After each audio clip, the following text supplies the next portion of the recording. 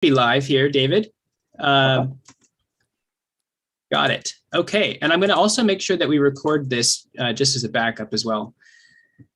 Okay, well, good morning, David. And good morning, everybody who may be watching live or later on. My name is Bima Breckenridge. I'm the manager of East West here in Seattle. And I am really happy to be welcoming our guest, David Chernikoff, here. Welcome, David. Thank you very much. I want to say a few words before we get started, David, just to introduce you to people and introduce context for this conversation. David Chernikoff, we first heard about David, I think, through our former events coordinator, who was a student at Naropa University, where you taught. Are you still teaching there? I'm not. Okay. No. So former teacher at Naropa University. And, you know, David's spiritual life started with yoga practice in 1971. And in 1988, he started teaching insight meditation, and he's studied under many different teachers, even outside of the Buddhist/mindfulness tradition, including Ram Dass, Father Thomas Keating. I believe, did you study with Swami Satchidananda? I did, yeah. Wow. Yeah. Maybe we can get a story about that. That would be a lot of fun. And then also with Chogyam Trungpa. Yes. Amazing. And so that was the beginning of his spiritual life and as a teacher. And then since then, after Naropa, he's also worked with the Spiritual Eldering Institute, which has been renamed to Saging International, and is a guiding teacher at the Insight Meditation community in Boulder, Colorado. He also teaches workshops, just like we're going to be doing a class with you later on next month. And he's the author of the forthcoming book, Life Part 2 from Shambhala Publications. If you look in the description, I will be putting the link to purchase the book there, as well as the event that we're doing in January. We'll be going in depth into the book and into the second half of life, as Carl Jung puts it, as well as presenting 7 keys to awakening with purpose and joy as you age. And there will be time for Q&A during that event. And so, David, thank you so much for spending this time with us this morning. Oh, I'm glad to be here. So if you could just start, maybe just as, as we're beginning this conversation, what was it that drew you inward from just the normal everyday life of going to college and getting a job and all of that? What was it that drew you to Eastern practices and teachings? Well, there was one specific incident that really changed the course of my life significantly. When I was 13 years old, my father died suddenly and unexpectedly from a heart attack. Wow. And that particular event caused me to start asking a lot of the kinds of questions that many people don't ask until they're in their 50s. Yeah. But it turned our previously comfortable, insulated world upside down and inside out in a certain way. And my mother didn't really handle it very well, emotionally and psychologically. It was quite traumatic for all of us. And so I started asking the kinds of questions that spiritual seekers have been asking for ages when I was a teenager. Mm-hmm. And although I didn't really have access to teachings at that point, the seed was planted with that event. When I then went to college, this was like the late 60s, so it was a particular zeitgeist, as for sure. All of us know. And I tried what a lot of my friends tried my first couple of years in college, which was to party my way to happiness. And sadly, but not so sadly, I failed miserably, because that's not really a viable path for me, at least.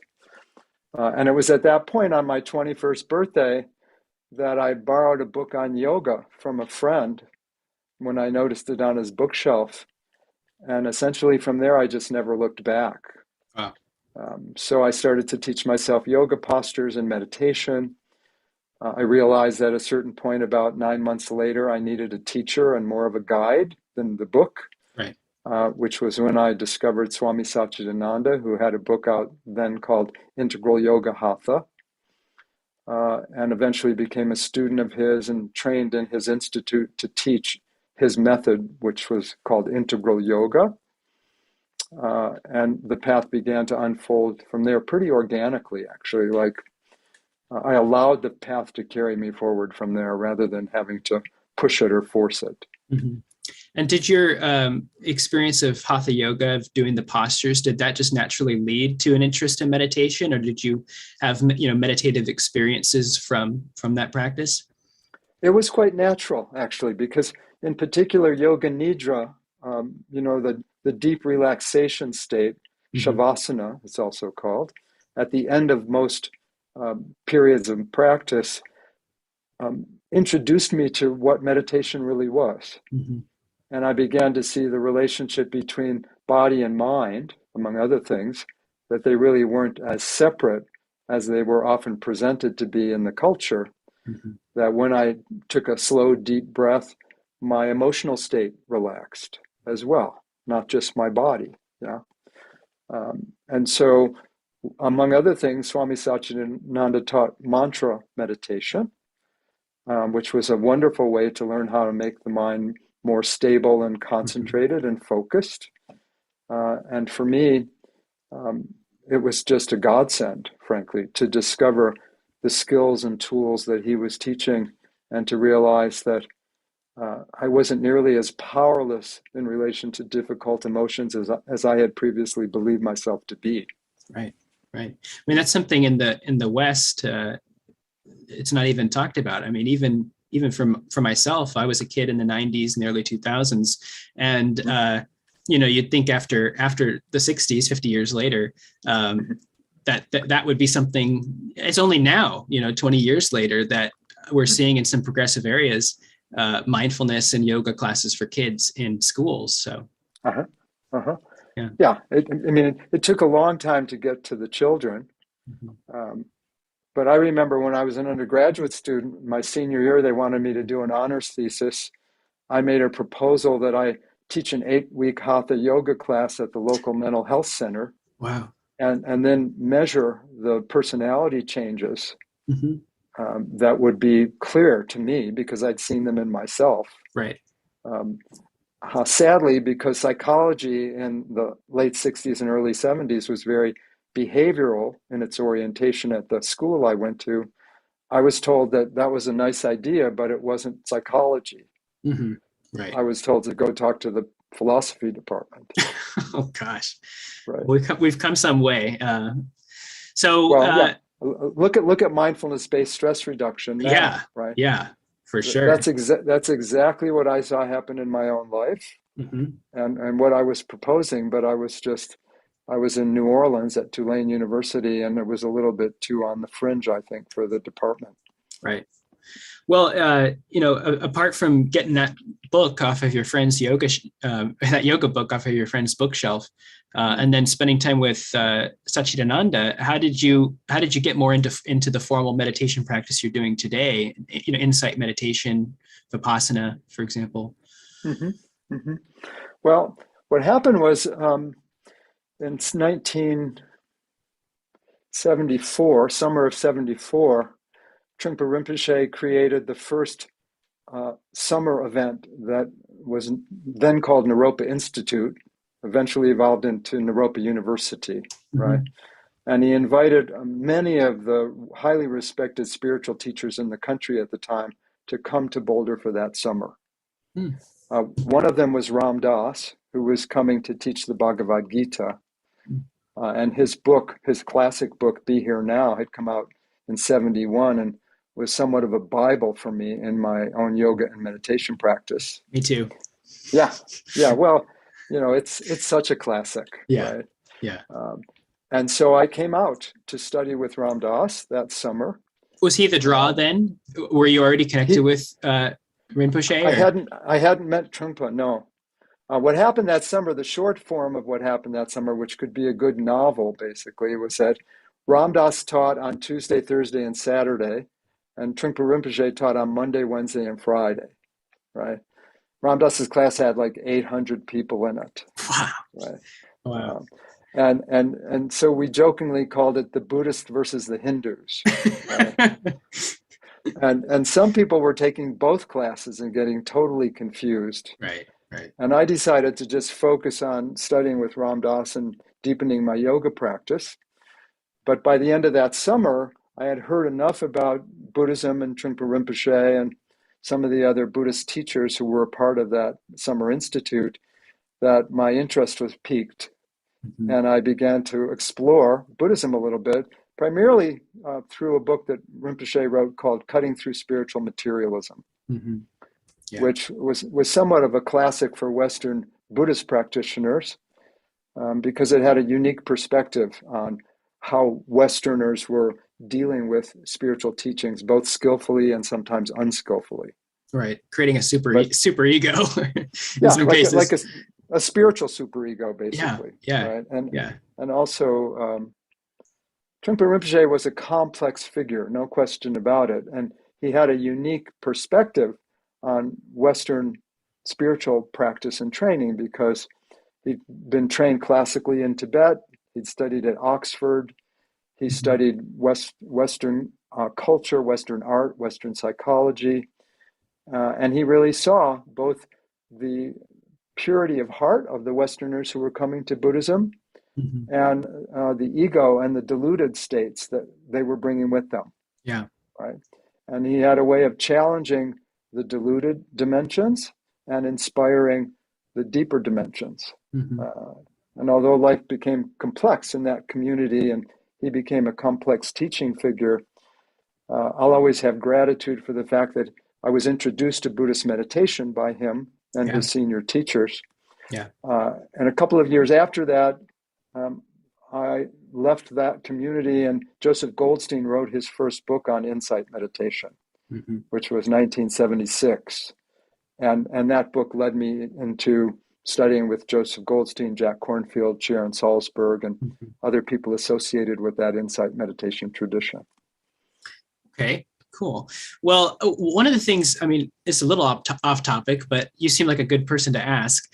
I've been interested in the fact that so many of these, like Ram Dass and his kind of collective of teachers that came, that went to see Neem Karoli Baba and came back to the West, have had quite a lot of overlap or connection with Buddhism and Tibetan Buddhism. Have you noticed that as well?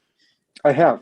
Can you speak to that at all? Because it seems like it's more interspiritual than there's more crossover between. I mean, I see even still Krishna Das does retreats with Sharon Salzberg, and the Be Here Now network has purely Buddhist podcasts on it. There just seems to be such a collaboration between yoga and Buddhism there that I don't see with other groups.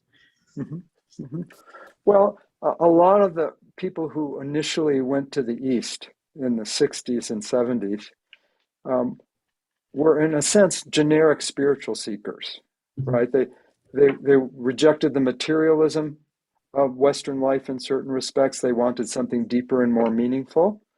And there was a certain kind of openness, because there was a sense of yearning and searching, but nobody exactly knew what for. Right. It was hard to articulate what that yearning was associated with. And depending upon where they went, if they went to Dharamsala, they had one kind of experience. If they went to Kathmandu, they had a different kind of experience. If they went to Bodh Gaya or to Thailand, right, they would have a different experience, sometimes more Hindu or more Buddhist. Right. But many of these folks had rejected the Abrahamic traditions they'd grown up with and were exposed to and excited about these Eastern traditions, in part because they were more experiential. Right. It wasn't about the sermon or about the word or about the Eucharist, or it wasn't about the ritual per se. It was the experience of meditation or deep prayer or deep contemplation, which had a powerfully transformative effect on people. and enabled people to see what these spiritual words we were all using were talking about, right? Yeah. And so it's one thing to talk about unitive consciousness and, over a kind of a vegetarian dinner at your friend's house, right? And it's another thing to go into a deep meditative state and experience the boundaries of your individuality dissolving, and to experience that there's a level upon which we are not as separate as we feel most of the time, right? And it was that dimension that I think really appealed to people and drew a lot of these folks to those Eastern teachings. And then, depending upon almost serendipity in certain ways, like they ended up at Neem Karoli Baba's ashram, or they ended up as a Buddhist monk on a beach in Thailand somewhere, or Yeah. I mean, it seemed that people were drawn by circumstance oftentimes, because there was a kind of a pilgrimage circuit, you could say. I see. And they'd meet somebody and their friend would say, you have to come meet this teacher, she's just amazing. And it didn't matter if the teacher was Hindu or Buddhist, because there was just this hunger and this yearning. Right. Yeah. Well, that helps explain it quite a bit. I mean, I guess in a sense, there's just a recognition that these individuals who have now started their own spiritual works and things, they were all just seekers together, and they just landed in different traditions then. Is that kind of what you're saying? I think so. And I think there was a certain intuitive understanding that started to come for those who stayed with it in a committed way, that the fundamental process of spiritual awakening involved actualizing our best human qualities like compassion and wisdom and loving kindness and generosity and patience and humor, for example, right? And for those who stayed with the practice and deepened it in a committed way, there was this recognition that that's what it was all about in some sense. And the methods were just methods. They weren't ends in themselves. Right. The vision was to become an awakened human being who manifested those qualities and brought them to fruition and used life to do that. And whether the methods were Buddhist or Hindu or Quaker or Jewish or Wiccan, for that matter, right? That began to become increasingly secondary for a lot of people, if that makes sense. Yeah. Well, it's definitely, to me, it's a good energy to keep going. And in just doing a little reading on your website, you've continued to work with other spiritual traditions in that same, with that same understanding. So you got the book from Goldstein's book, and you got you started working with insight meditation. Where did your interest in conscious aging develop? How did that get started? Well, that was also very specific, actually. So at one point in the 80s, I went to Asia to study with Tibetan Buddhist teachers in Kathmandu, and to work for an organization Ram Dass had co-created with some colleagues and friends called the Seva Foundation. And so I did public health consulting and educational work for the Seva Foundation. And I studied with a particular Tibetan teacher named Trongku Rinpoche, who was one of a number of people in the Tibetan Buddhist section of Kathmandu. And I had the good fortune to be there for 3 years and really commit to that practice and look deeply at the Tibetan perspective on Buddhist teachings. And then when I came back in 1990, I wasn't really sure what to do. I mean, I'd met the woman who has been my wife for the last 30 plus years over in Kathmandu, actually, where she was working as a physical therapist for UNICEF and various children's programs. And so we came back, and I had been in Boulder before I went to Asia for a number of years. And so it seemed to me like Naropa University, having been founded by a Tibetan Buddhist and being a Buddhist university, would be somewhat like a halfway house for me, Right. returning like a Nepalophile coming back to the United States. Right. It would be the perfect job, basically. Yeah. So I made some contacts and was hired full-time to teach at Naropa University, which I started to do in the fall of 1990. And it was there that the issue of aging came up about 6 years later, 1996. There was a grant given by a foundation to Naropa University to create a chair in the Religious Studies Department called the World Wisdom Chair. And they invited a Jewish teacher named Rabbi Zalman Schachter Shalomi, who most students and friends call Reb Zalman. They invited him to take that chair and teach at Naropa University. And he had previously founded this organization called the Spiritual Eldering Institute, which was a program of conscious aging and training facilitators and leaders and offering programs around the country and different parts of the world to help, in his words, shift the paradigm that we had for aging in our culture, which he saw to be quite negative and pernicious and unhelpful. Right. His goal being in part to bring back the role of the wise elder into modern Western society. So I met Reb Zalman. He and I just clicked from the get-go.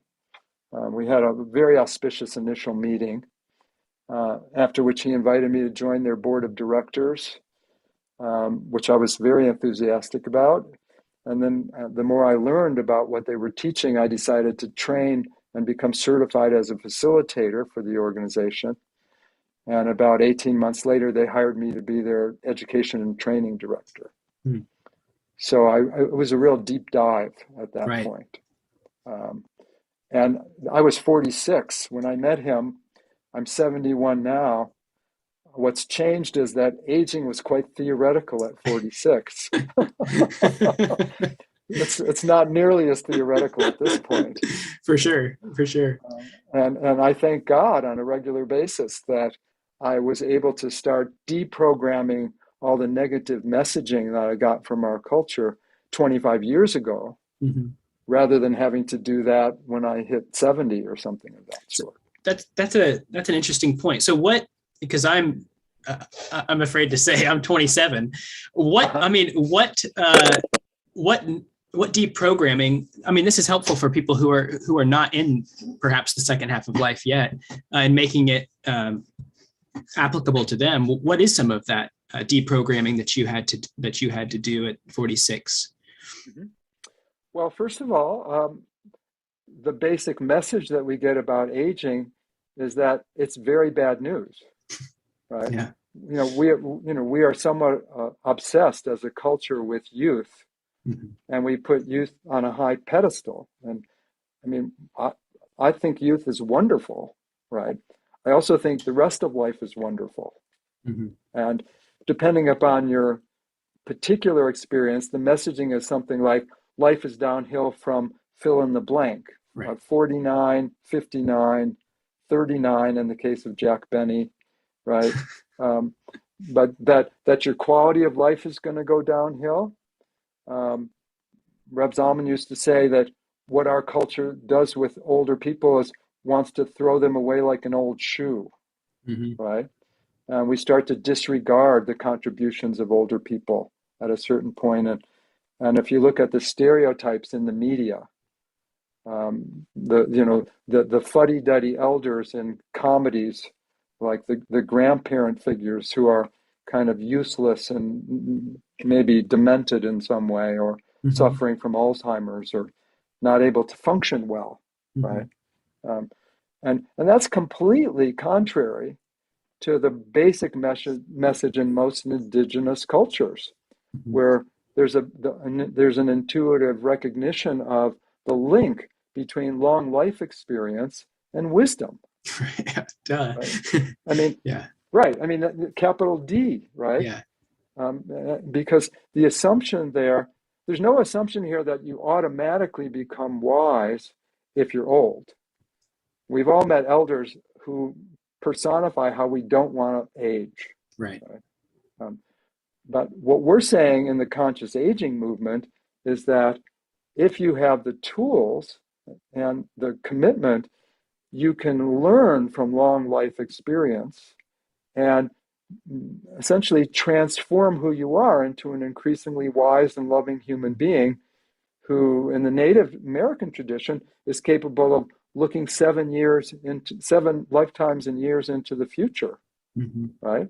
And understanding what future generations need to be doing, right? You can see from a very broad and wide perspective, right?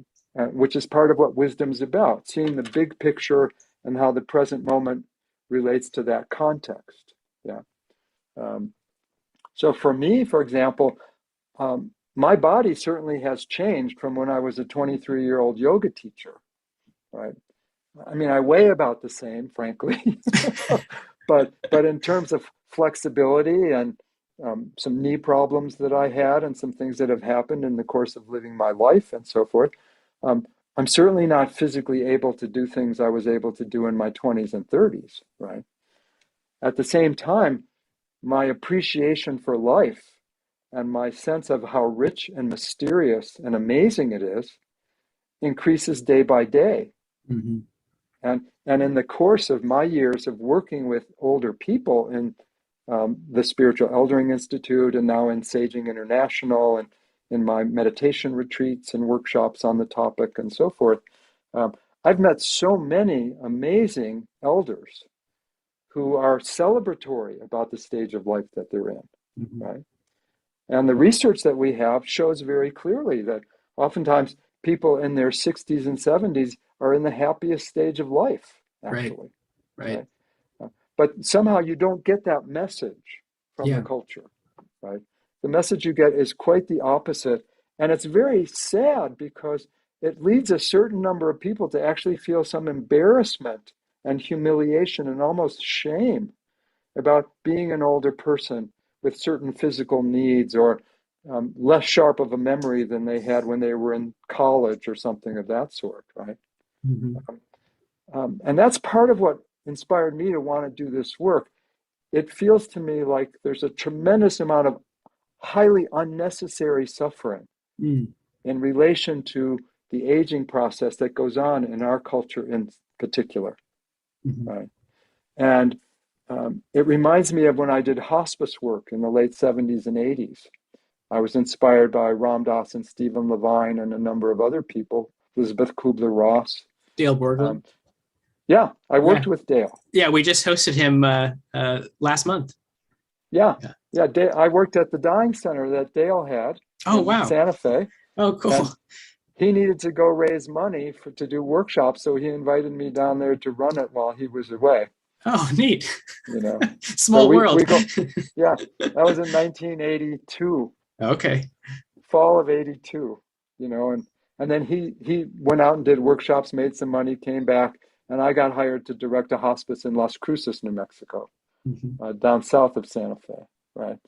But the thing about the hospice movement was that even though our hospitals were quite good at keeping people alive, we all know that the end of a life is a very spiritually significant time. And that's not recognized in an ICU when you're hooked up to tubes and things. It's not the kind of sacred environment or attitude that most of us would want to experience when we're about to exit into whatever comes next. Right.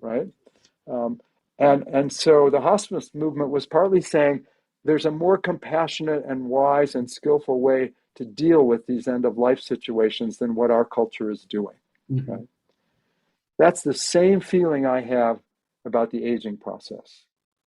There's a wiser and more compassionate and loving way to teach ourselves how to appreciate all of the stages of life and see them for what they are and appreciate and celebrate each stage as it is, rather than set up a hierarchy where, you know, life is great up to 30 and then basically it's a downhill run from there.